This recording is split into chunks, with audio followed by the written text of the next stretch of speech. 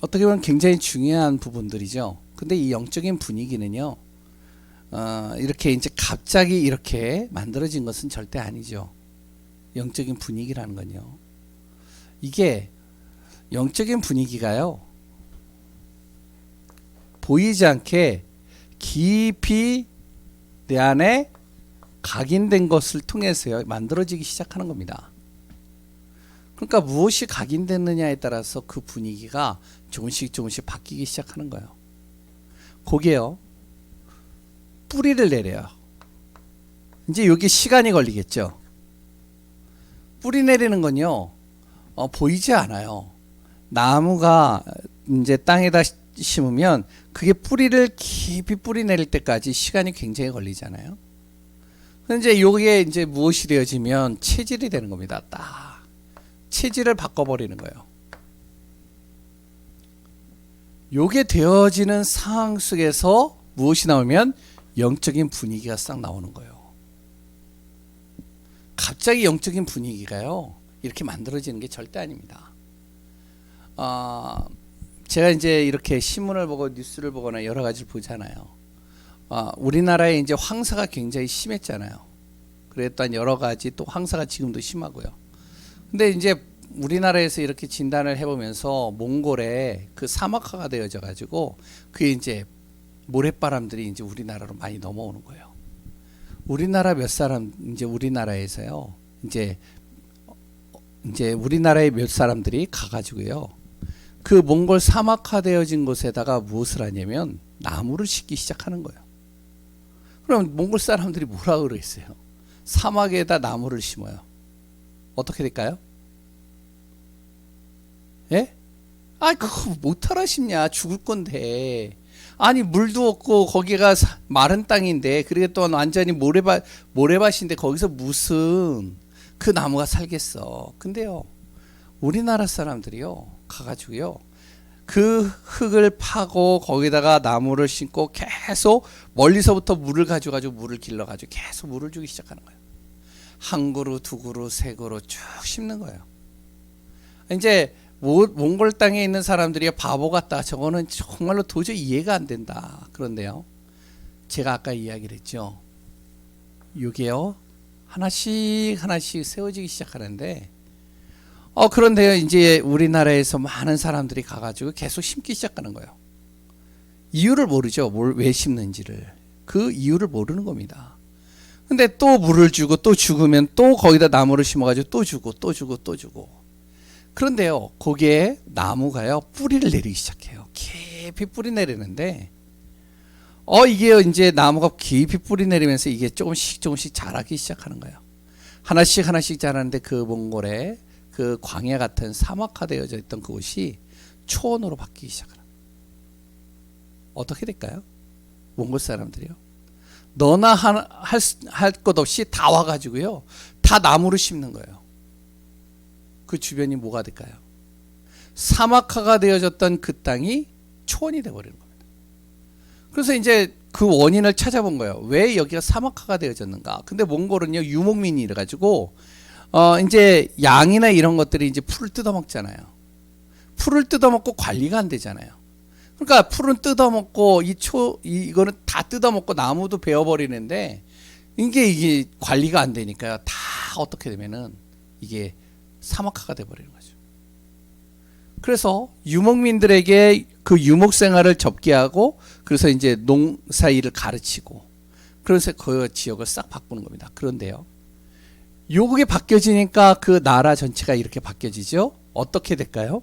우리나라에 그 몽골에서 부는 그 황사바람이 어떻게 될까요?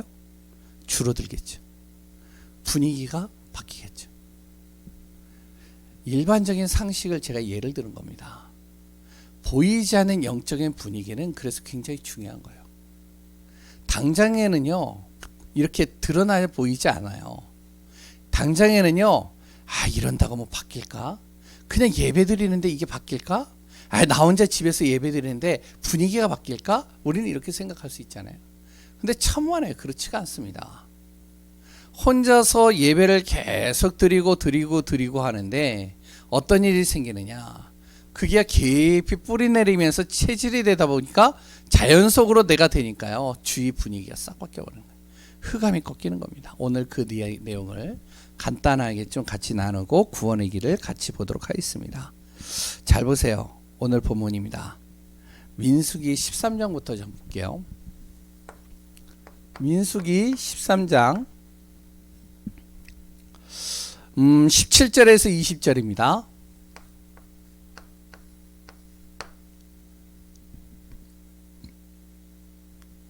바로 이 내용이 뭐냐면 모세가 이제 가나안 땅에 들어가기 전에 요 가데스 바네아라는 곳이 있어요. 요 가데스 바네아 이제는 여기에서 가나안 땅으로 들어가기 그 중심점에 있는 그 장소입니다. 여기에 딱 모여가지고 무엇을 하냐면 정탐꾼을 보내는 거예요.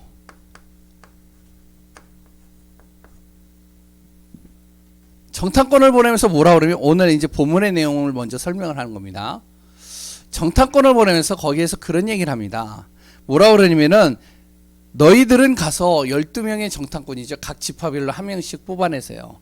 너희들은 가서 그 땅을 한번 조사해봐라. 이 땅이 비옥한 땅인지 안 좋은 땅인지 조사하고 거기에 사는 사람들은 키가 큰지 작은지 어떤지 좀 조사하고 성읍은 높은지 낮은지 조사해봐라. 왜? 우리가 점령을 하려면 알아야 되니까. 정복하려면.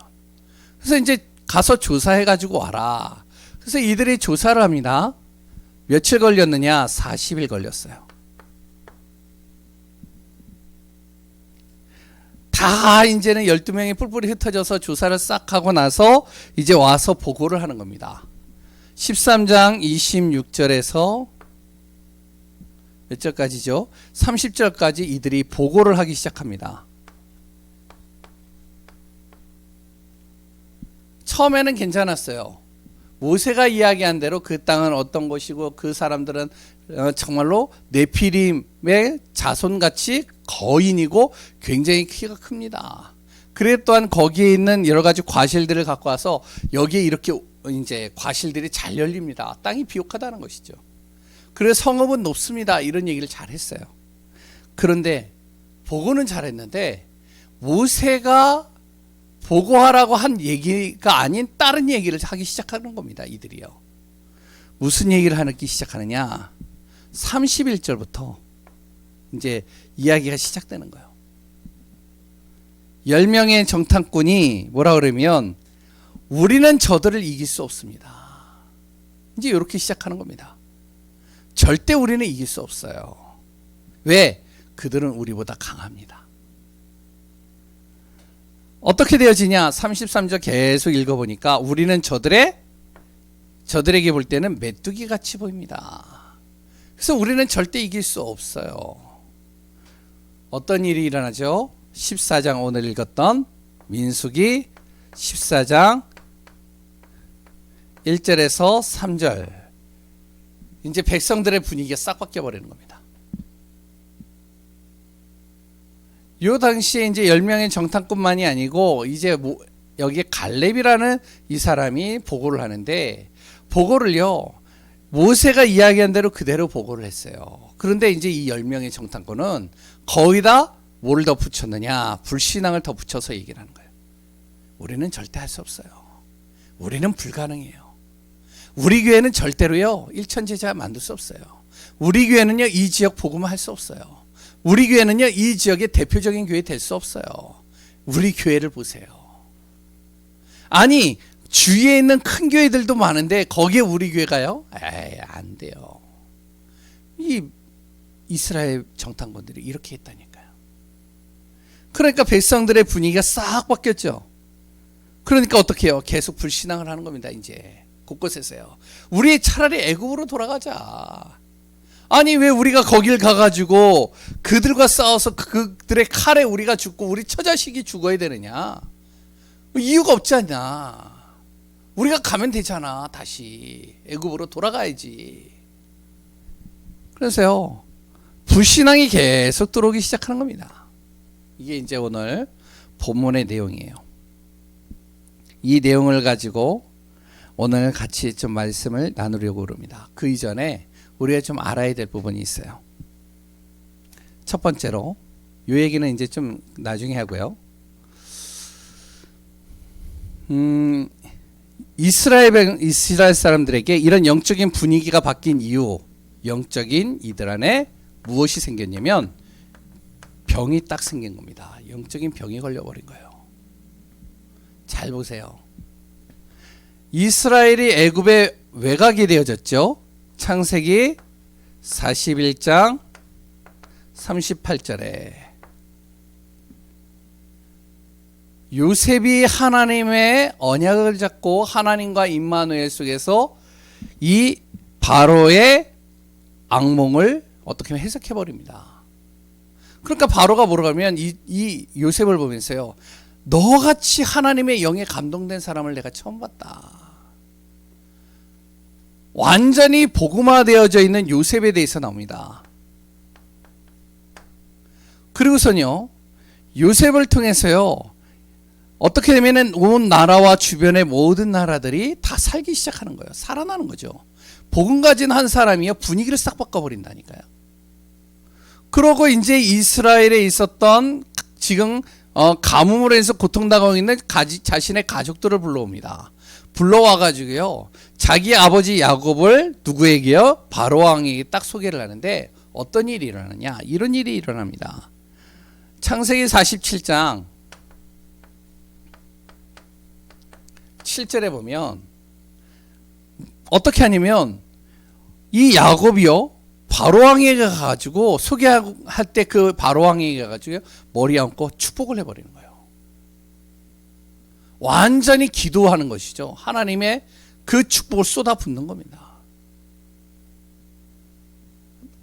아니 어떻게 일반 사람이요, 왕에게 가가지고요, 보자마자 머리에다 딱 손얹고 축복 기도를 하겠어요.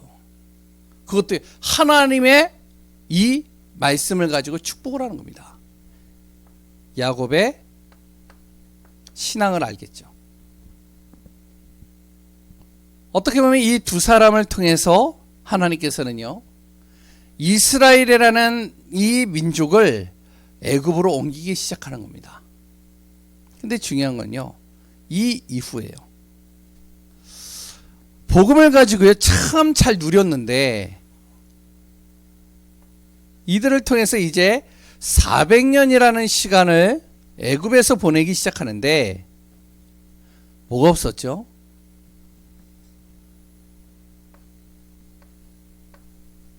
영적인 성전이 없었어요. 계속적으로 언약을 전달하고 예배드리고 말씀을 누릴 수 있는 이 성전이 없는 겁니다. 없다 보니까 어떻게 되죠? 이 이후로부터 이제 분위기가 이상해지는 거예요. 400년이란 그 기간 동안에 뭐가 되어지면 이 이스라엘의 분위기가 싹 바뀌기 시작하는 겁니다. 뭘로 바뀌느냐? 애굽에 가지고 있던 이 우상으로요, 이제 분위기가 싹 바뀌는 거예요. 그렇다면요, 무엇으로 바뀌냐? 세상적인 여러 가지 법과 세상적인 틀로 바뀌기 시작하는 겁니다. 그래서 지난주에 우리가 같이 나눴죠. 그 이후로 무슨 일이 일어나냐면 출애굽기 1장에 일이 일어난 겁니다. 요셉을 알지 못하는 왕이 딱 나타났는데 영적 문제가 심각해요. 영적 문제가 심각한 이 왕을 치료할 수 있는 사람이 없는 거예요. 영적인 힘을 가지고 있는 사람이 없고, 영적인 답을 줄 수 있는 사람이 없고, 영적으로 정말 이 흑암을 꺾을 수 있는 사람이 없는 겁니다. 그러니까 어떻게 되어지죠? 결국에는요, 이걸로 이스라엘 백성들은요, 철저하게 고통을 받기 시작하는 겁니다.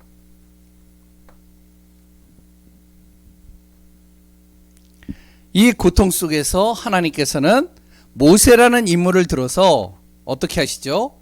출애굽기 2장 이후로 모세를 통해서요, 이스라엘 백성들을 출애굽시키는 거예요. 출애굽을 시키는데 무엇이 되냐면, 잘 보세요. 영적인 병에 딱 여기에 걸려버리니까 이스라엘 백성들이요, 출애굽을 해서 나왔는데 이게 출애굽이 아니에요. 출애굽을 해가지고 자유를 얻었는데 자유한 게 아니라니까요. 이들 안에 뭐가 들어가 있냐면은 불신앙이 계속 들어가 있는 겁니다. 이게 빠져나오질 않는 거예요. 이게 불신앙이요.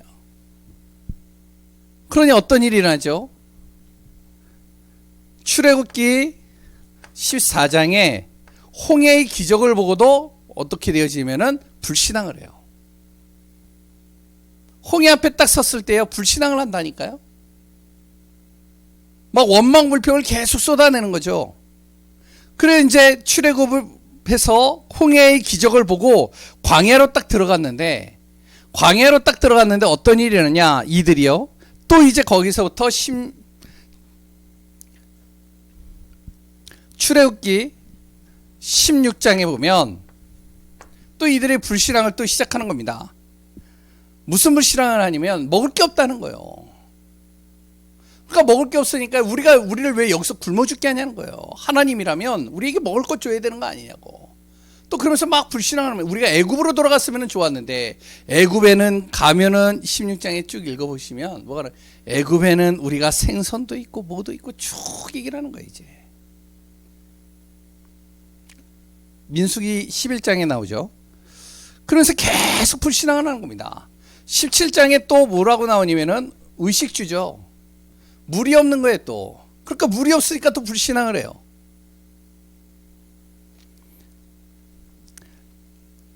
그러면서 어떡하냐, 이제 이 이스라엘 백성들이 민수기 13장 14장에 가나안 땅에 들어가기 전에 정탐권을 보냈는데 여기서 또 불신앙을 하는 겁니다. 불신앙의 연속이죠. 이 불신앙이 어디에서 시작됐는지 아세요? 여기서부터 시작된 거예요. 여기 언제 시작된 것이죠? 바로 언약의 비밀을 계속 이들 안에 각인시켜야 되는데 이게 없는 거예요. 그러니까 세상 것과 우상이 계속 각인되다 보니까 이게 보이지 않게 계속 뿌리 내리니까 이게 체질화되니까요. 아무리 하나님이 기적을 보여줘도 불신앙하는 겁니다. 아무리 하나님이 능력을 보여줘도 계속 불신앙 들어가고요. 원망불평 계속 쏟아내는 거예요. 계속 고통을 하소연하는 거죠. 그래서 이제 요거를 잠깐 설명을 할게요. 잘 보세요. 이스라엘 백성들이 애굽에 있었던 곳이 고센 땅입니다.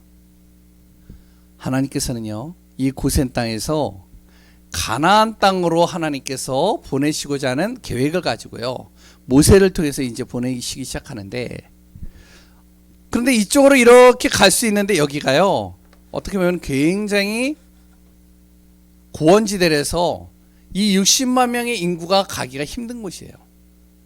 그래서 하나님은 어떻게 하면은 아주 편안한 길로 이렇게 돌려서 가게 하는 겁니다. 이렇게 가게 만든 거죠. 그래 또한 이 가는 과정 속에 이 시내산에서 하나님이 무엇을 하시냐면 이들에게요, 모든 예배와 제도와 모든 것을 여기서 다 만들어 주십니다. 이들이요, 홍해를 건너요. 여기가 홍해거든요. 홍해를 건너요. 그래서 이제 쭉 갑니다. 시내산에 딱 머물러서 우리가 잘 알고 있듯이 하나님께서 모세를 불러서 시내산에서 십계명을 주고 여기에서 모든 예배제도와 모든 것들을 다 설명해 주는 거예요. 그리고 또한 이제 이들이 이거를 받고 이쪽으로 쭉 가서 가데스 바네아에 딱 머무르는 겁니다. 여기서부터 여기의 과정이 1년이에요.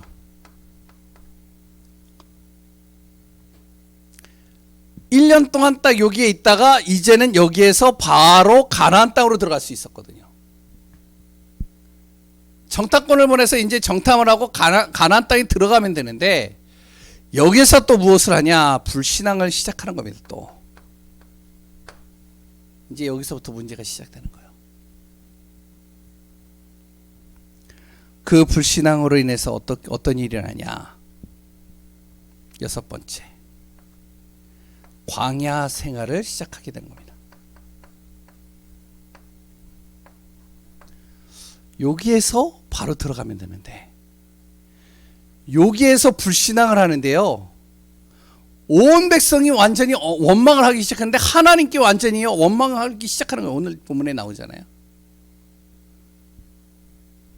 그때 무슨 일이 일어나냐면 광야 생활을 하는데 자세히 읽어보세요. 어떻게 하냐면 민수기 14장 33절부터 38절을 잘 읽어보시면 여기에요. 이스라엘 백성들이 왜 40여 년을 광야 생활을 해야 되는지 그 이유가 여기 나옵니다. 뭐라고 나오냐면 33절에요. 이스라엘 백성들이 가나안 땅을 정탐한 숫자가 40일이에요. 그 40일을 계산해서 하루를 1년으로 잡아서 너희가 광야에서 40년을 보내도록 만들겠다. 가데스 바네아를 딱 기점으로 해서요. 여기에서부터 이제 여기에서 계속 무엇을 하냐면은 40년을 보내는 겁니다. 38년이죠, 정확하게. 그래서 거기서 계속 보내는데 뭐라 그러면 거기에 읽어보시면 잘 아시겠지만 이렇게 나오죠.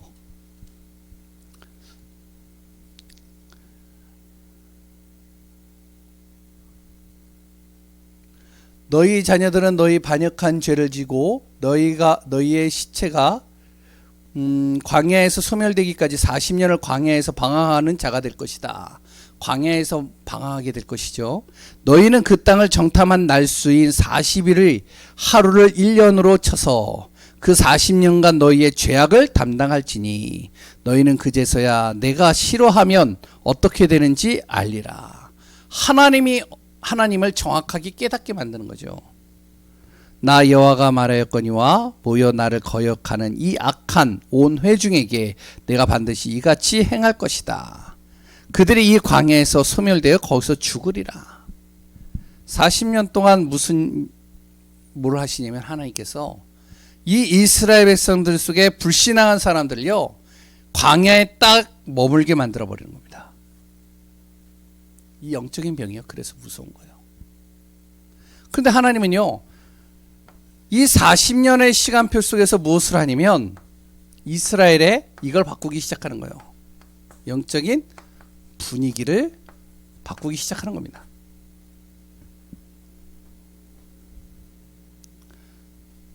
왜요? 영적 상태를 만들어야 되니까. 그래서 이 가데스 바네아의 12 정탐꾼이 가나안 땅에 정탐한 이 시기가 굉장히 중요한 거예요. 이스라엘에게는요. 1년 안에 들어갈 수 있는 곳을 이 불신앙 하나로 말미암아 어떻게 하면 여기서 38년을 그냥 보내기 시작하는 거예요. 근데 그 보내는 시간 속에 하나님께서 무엇을 하시냐면 바로 아까 전에 얘기했죠. 요 시내산에서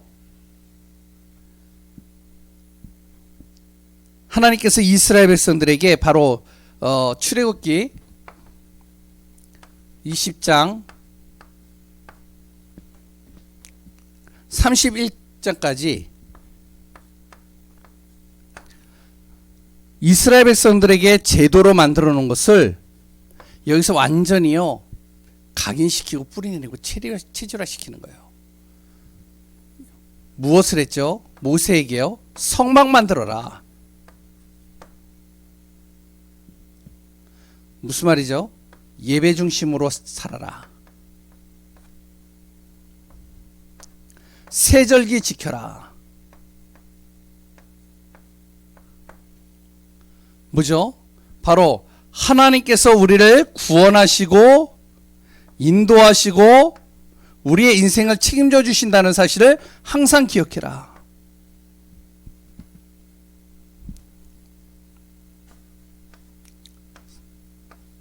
그리고 십계명과 하나님의 말씀에 법을 주신 겁니다. 뭐죠? 말씀 따라 살아라. 말씀 중심으로 살아라. 그리고 또한 뭘 했냐면 제사 제도를 만들어 가지고요. 계속 하나님 앞에 예배드리게 만드는 거예요. 하루도 빠지지 않고 계속 예배드리는 거예요. 광야에서. 완전히 이들의 체질을 완전히 개선시켜버리는 겁니다. 완전히 바꿔버리는 것이죠. 완전히 하나님 중심으로 살게 하고 하나님 바라보게 하고 하나님을 의지하게 만들고 하나님이 인도받도록 만들고 하나님의 말씀 따라가게 하고 말씀 속에서 인도받도록 계속 만드는 거예요. 몇 년 동안요? 38년 동안요. 왜? 무엇을 하기 위해서요? 불신앙 뽑아내기 위해서요. 무엇 하기 위해서요? 영적인 분위기 바꾸려고요. 무엇 하려고요? 영적인 상태를 싹 바꿔야지만 가나안 땅에 들어갈 수 있으니까.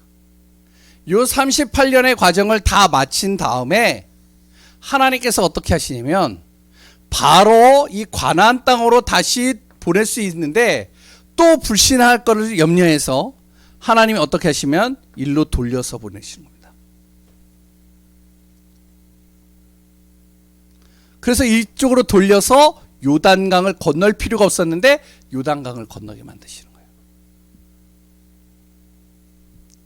왜? 다음 세대를 통해서 또 하나님의 기적과 하나님의 능력과 하나님이 어떻게 인도하시는지를 체험하게 하시는 것이죠. 이들을 통해서 가나안을 정복하게 됩니다. 그러면 다시 얘기하면 우리 교회 또한 우리 가정 내 개인 어떻게 해야 되는지 아시겠죠? 가장 중요한 게요. 내가 구원받았다면 영적인 분위기를 바꿔야 돼요. 그래서 제가요 우리 교회에 와가지고 계속 하는 게 뭐냐면 영적인 분위기를 바꾸는 작업을 계속 하는 거예요. 왜? 전임 목사님이요 굉장히 잘하셨는데 몸이 편찮으셔서 계속적으로 어떻게 되어지면 이제 이것이 영적인 분위기가 조금씩 흔들리기 시작한 거죠.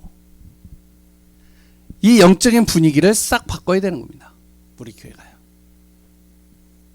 어떻게 바꾸냐? 계속 예배 속으로 들어가야 돼요.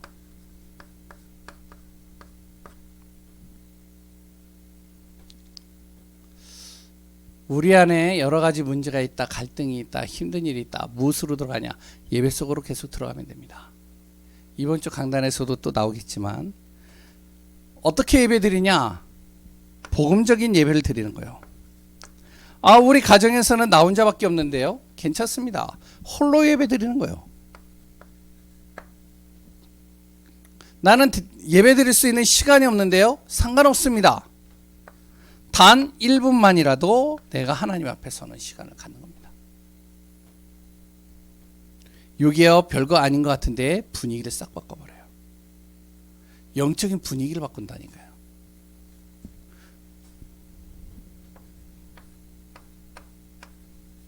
기도 시간 만드는 겁니다. 이번 주에도 또 얘기를 하겠지만 계속 기도의 시간들을 만들어야 돼요. 우리가 세상에 가장 중요한 것이 있다면 하나님 만나는 게 가장 중요한 거잖아요.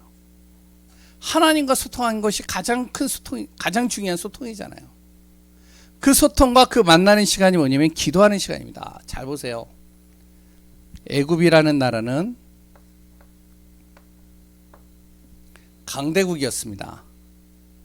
근데요, 이 애굽이란 나라는 항상 우상 숭배했었어요. 이스라엘 백성들은요, 항상 무엇을 했냐면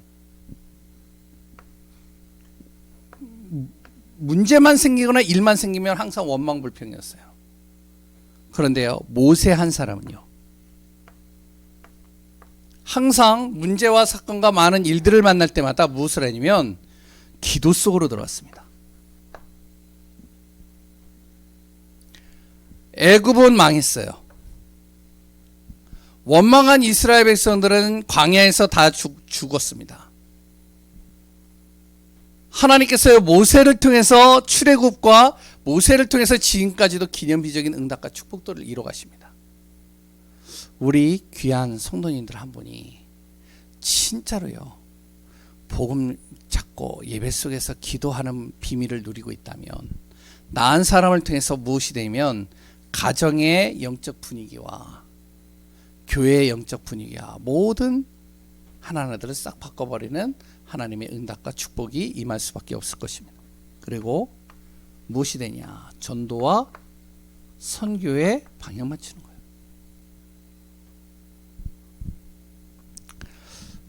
이게 흑암이 가장 두려워하는 겁니다. 그래서 지금 우리 교회 잘하고 있는데 우리가 선교합시다 그러면은 우리 랩넌트서부터 시작해가지고 누구든지 다 단돈 1,000원이라도 우리가 선교의 응답을 받아야 돼요. 그리고 내가 그 선교지를 놓고 기도하면서 인도받는 겁니다. 무엇을 하냐? 교회와 가정과 개인의 영적 분위기를 싹 바꿔버려야 돼요. 이거 안 바꾸면요, 결국에는요, 사단은 악한 사람 한 사람을 통해서 또 영적인 분위기를 싹 바꿔버립니다. 그런데요, 이게 딱 되어져 있으면 아무리 신천지가 들어오고 아무리 이단 사이비들이 들어와도 절대로 흔들릴 수가 없어요. 오늘 귀한 분들 정말 우리가 영적인 분위기, 영적인 은혜, 영적인 비밀을 누리는 귀한 분들 되시기 바랍니다. 인천에 제가요, 신앙생활을 이제 인천에 있었을 때, 제가 이제 청년부 이제 회장이었거든요. 그 청년부 회장이면은 또 이제 그 주변에 여러 이제 청년부 회장하고 이렇게 소통하는 시간들을 가져요. 그래서 이제 좀 지역에서 이제 좀 여러 가지 일들을 하고 그랬는데, 가까운 교회 한 교회가요, 교회가 문제가 생겼어요. 막 중직자분들이 막 서로 싸우고요. 교회가 난리도 아니에요.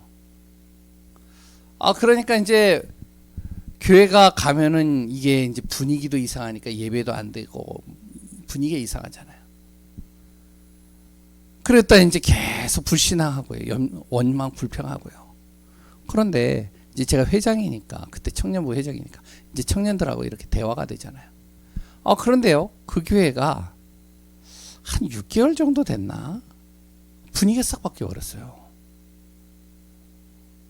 완전히 분위기가 싹 바뀌어 버렸는데 교회가 자체가 달라진 거예요. 그래가지고 아니 어떻게 이렇게 이런 일들이 일어나냐 그랬더니 봤더니 거기에요, 교회가 문제가 생기니까 청년 회장 한 사람이 청년부들에게 얘기를 하는 거예요. 야, 우리만이라도 기도하자. 우리만이라도 하나님 바라보자. 내가 먼저 시작할게. 그래서 교회 본당에 가서요, 기도하기 시작하는 거예요. 이 청년 회장이에요. 청년 회장이 기도하니까 부회장이 같이 기도하는 거예요. 기도하니까요, 이게요, 한 달, 두 달을 하는데, 맨 처음에 한 달, 두 달 하는데 2명만 계속 기도하는 거예요. 교회 청소하러 오는 권사님이 있을 거 아니에요. 교회 청소하러 오는데 이 청년 두 사람이 계속 기도하는 거예요, 교회를 놓고. 그러니까 아니 청년도 기도하는데 그러면 내가 권사인데 나도 기도해야 되는 거 아니야. 그래서 기도하기 시작하는 거예요. 권사가 기도하니까요, 그 권사님이요, 자기 남편한테 얘기를 하니까, 그래? 그럼 그 남편도 중직자니까 그럼 나도 기도해야지. 기도하기 시작하는 거예요. 그러니까 목사님이 이걸 딱 봤어요. 그러니까 이제 몇 명이 딱 모여서 계속 기도하거든요, 밤마다. 그러니까 목사님도 그럼 나도 기도해야지. 기도하기 시작하는 거예요. 목사님 강단에서 기도하고, 그래 청년들은 앞에서 기도하고, 기도하기 시작하는 거예요. 이게요, 이상하게 분위기를 바꾸기 시작하는 거예요. 교회 자체가요, 기도의 분위기가 돼버린 거예요. 영적인 분위기가 바뀐 겁니다. 그 교회가요, 러시아 선교를 하는데 제가 깜짝 놀랐어요. 청년부에서 러시아 선교를 하는데 매월 선교원을요, 얼마를 내냐면 몇백을 내요. 돈이 중요한 게 아니라 분위기가 그렇게 만들어졌어요. 교회 자체가 달라지니까, 그러니까 어떡하냐, 주변이 달라지기 시작하는 거예요.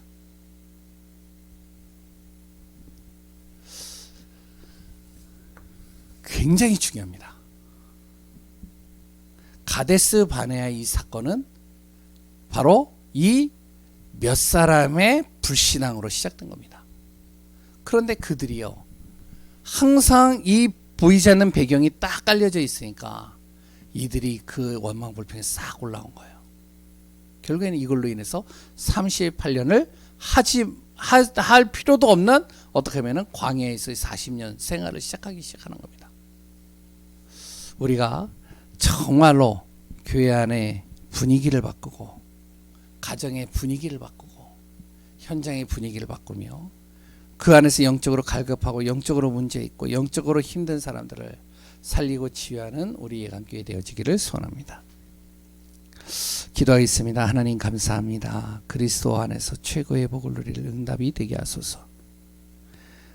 가데스 바네아의 사건을 통해서 우리가 정말로 이 영적인 분위기를 바꾸는 것이 얼마나 중요한지를 깨닫게 하시고, 이 영적인 분위기 속에 정말로 영적인 병든 자, 영적인 정말로 문제 속에 빠져 있는 자들이 치유되어지고 회복되어지고 응답받는 시간표가 되게 하여 주옵소서.